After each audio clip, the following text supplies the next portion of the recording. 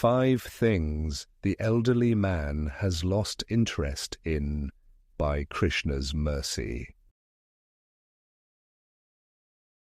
Brahmabhutah prasannatma, na shochati na kankshati, samah sarveshu bhuteshu, mad bhaktim labhate param. Quote, one who is thus transcendentally situated at once realizes the Supreme Brahman. He never laments nor desires to have anything. He is equally disposed to every living entity. In that state he attains pure devotional service unto me. Lord Krishna, Bhagavad-gita, 1854. 1. Vendetta with former friends. Yeah, I remember that. They took the cheap way out. I was disappointed in them. I never would have behaved the same way. But what can you do? That is life. I would be thrilled to meet them again. There is no lingering resentment. I hold no animosity. What is that going to do for me, anyway? If I curse them out, if I really let them have it, what will that change? Nothing. 2. The latest political changes. Yeah, I understand that you are excited. I don't want to dampen your spirits, but I have been through so many of these reforms before. Take a look at that interview from 50 years ago, from that person who would later become leader of the nation. The things he is complaining about, the problems in government, are exactly the same ones people worry about today. These things go in cycles. Nothing ever really changes. Only the unhappiness is steady. 3. Impressing others. Yeah, I understand that is important to you. But I gave up a long time ago. I no longer care. Think about it. These people are no different than you. They have the same fears, the same struggles, the same insecurities. They will one day be gone from this world. What does it really matter what they think? Unless your job depends on reputation, you shouldn't be so eager to live the way others want you to. 4. Arguing endlessly. I love a good, honest debate. I like to exchange ideas. I love it when a thinker goes against conventional wisdom and offers a different opinion. But I have come to learn that most people do not like to be challenged. They get very defensive. They are not as open as I am. They would rather not think too much. At least that has been my experience. I have learned to let go. What difference does it really make? Am I really going to convince them of something? Even if I do, they will never give me the proper credit. 5. Fearing the latest calamity. Yeah, I know. Just 2 more weeks. A few more of those face coverings, and you will soon stop any air from entering at all. Of course, then you won't have air to breathe either. These people are not too smart, but I learned that a long time ago. They are fraudsters, trying to make sure there are no exceptions to their rules. Otherwise, the cheating can be easily exposed. An honest scientific experiment features a control group. Without one, you can claim any conclusion, and there is no evidence to challenge it.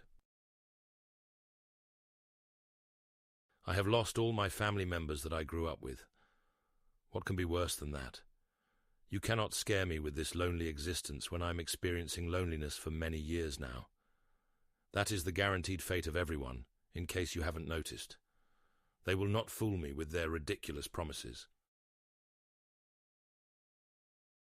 In the following fictional setting used to depict a situation common and steady throughout recorded history, since the very Vedas were first passed down, we have a mother confronting a visiting preacher of the science of self-realization. She was respectful at first. It was in her upbringing to be kind to saintly people, to welcome them at home as if one of the devas were visiting. She follows the Sanskrit teaching of Atithi Devo Bhava, with the emphasis on the guest who visits unexpectedly. The preacher accepted the hospitality, the gracious welcome, the refreshing beverages to drink, and the water used to wash their feet. They were humbled by the generosity and kindness of the hosts. They then felt free to speak on spiritual topics after being asked to do so. The mother and father in this situation have a young son. The message applies to each resident of the home, but the parents are already fixed in their occupation. The mother is worried that her son will take the message too seriously. She finally decides to speak up. She offers the following as a rebuke in a visible deviation from the standard etiquette in dealing with a revered guest.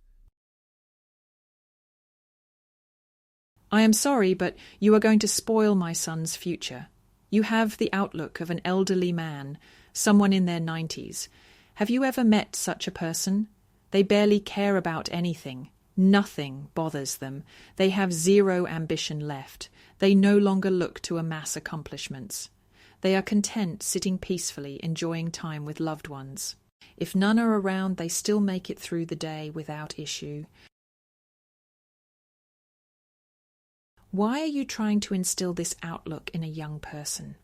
They have many years of productivity ahead of them. The whole world is available. The sky is the limit. The potential is real. Why are you shutting everything out? It is okay that you have renounced the world, but why should everyone else let them experience it first? What do you have to gain by spoiling their future?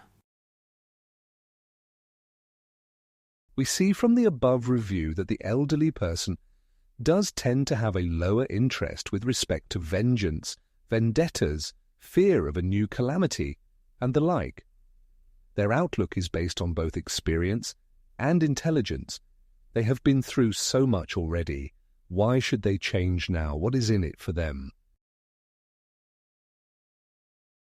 As a thought exercise, what if we could inherit the same outlook but at a much younger age, prior to reaching the stage of retirement, prior to losing the vim and vigour of youth, prior to the gradual dismantling of abilities previously taken for granted, such as walking and waking up without pain? The outlook is nothing more than a reflection of consciousness. What if we could acquire a similar consciousness in a shorter amount of time? Indeed, on one side there would be something to fear. The concerns of the mother are valid in the context of enjoying, bhoga, but the appeal from Vedic culture is that there will be something much better on the other side. Repeal and replace. There will be a higher taste to experience.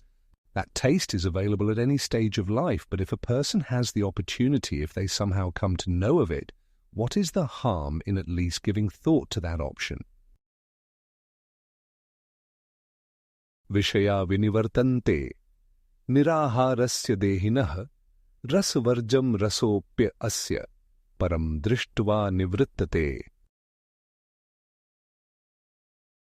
Quote, the embodied soul may be restricted from sense enjoyment, though the taste for sense objects remains. But ceasing such engagements by experiencing a higher taste, he is fixed in consciousness. Lord Krishna, Bhagavad-gita 2:59. The picture of the renounced saintly person fixed in meditation, so focused on a name that it seems to be both the beginning and end of their happiness, which constantly renews, is based on the position of elderly wisdom. It starts from renunciation, and the service from that situation is what maintains that renunciation in the external sense, while the bliss inside continues to expand far beyond anything the material world can hold.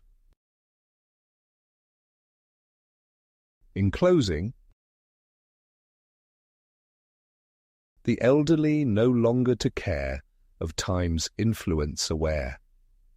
Not holding on to that grudge, not so quickly others to judge.